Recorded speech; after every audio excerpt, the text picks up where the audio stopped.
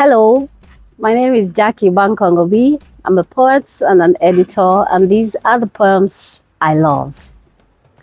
First poem by Okigbo is called For He Was a Shrub Among the Poplars. For he was a shrub among the poplars, needing more roots, more sap to grow to sunlight, thirsting for sunlight, a low growth among the forest. Into the soul, the selves extended their branches, into the moments of each living hour, feeling for audience. Straining thin among the echoes, and out of the solitude, voice and soul with selves unite, riding the echoes. Horsemen of the apocalypse, and crowned with oneself, the name displays its foliage, hanging low, a green cloud above the forest. So the next poem I love, Language by Camille Dungy. Silence is one part of speech, the war cry of wind down the mountain pass another, a stranger's voice echoing through the lonely valleys, a lover's voice rising so close it's your own tongue.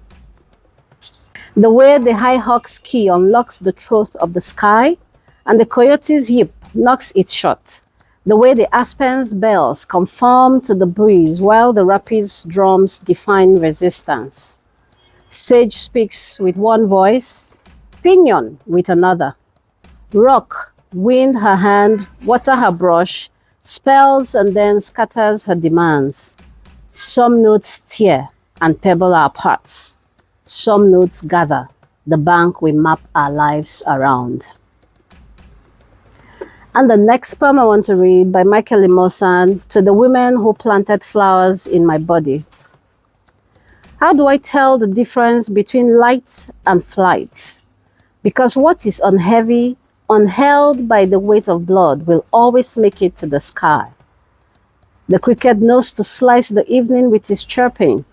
The songbird knows it must gift its voice to the frailness of morning.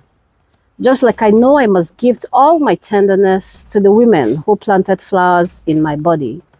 And said, Michael, go into the world and be a garden. Go and be tender.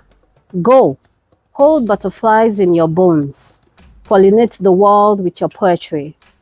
If you must know, I was born encircled by women. All the men I will come to know as family washed me from their breaths like a night-old whiskey.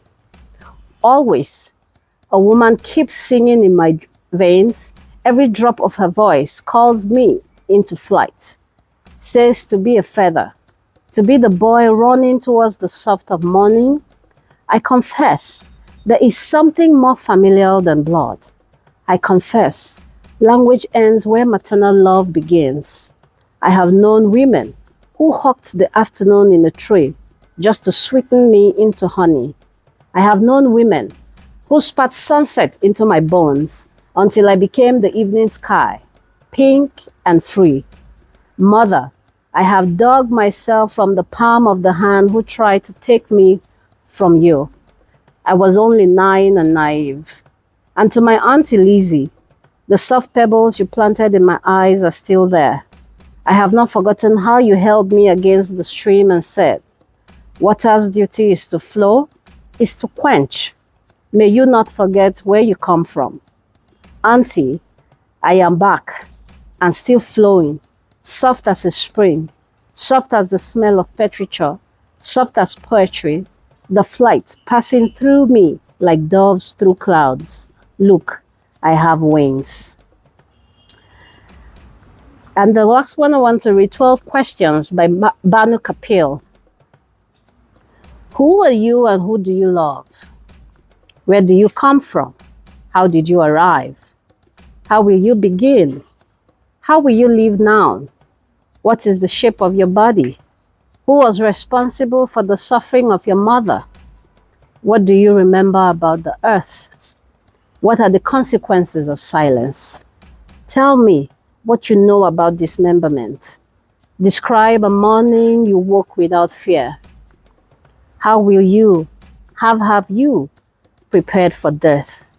And what would you say if you could? Thank you. So I want to just talk briefly about the poems I read and why I chose them, you know, especially starting with Okigbo's poem, for he was a shrub among the poplars. I think that poem is really about, it's a desire to be, you know, it's about desire to be. I write a lot of nature poems, you know, I am known as an echo poet in a way, you know, so I love the fact that the imageries in the poem, you know, the forest, you know, the shrub among the poplar, always thirsting and reaching, you know, for sunlight. So I love that idea of being, even where conditions don't seem to encourage being. And that's what I love about nature. That's why I write a lot about nature, because I like the idea that even when things decay, even when things, you know, seem to have finished, season to season, just a little sunlight, a little rain, something, you know, just seems to bloom even from something that has died. You know, I love that idea. So that's why I picked that poem. And I think every poem I just read, you know, has that kind of thing running through it, except for Camille's poem.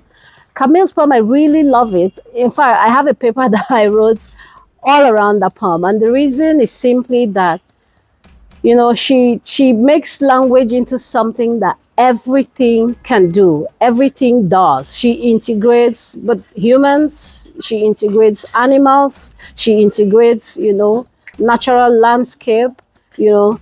She even integrates silence as something that is speaking, as something that is doing. So that's why I love that poem, you know, and for me, it encapsulates a lot of what I think language poetry is. That everything, if you can look, if you can see, everything is doing language. That's what I love about. So that's it. I just love the ideas flowing through the poems, growth. You know, Michael's poem talks about, you know, the women who planted flowers in his body. And you can see how he appreciates the women, how, you know, their care, their attention, you know, has brought him from that little boy, you know, nurtured by women. And here he is as a poet. And he ends it by saying, look, I have wings. So I love that. I love that. Yeah. Thank you.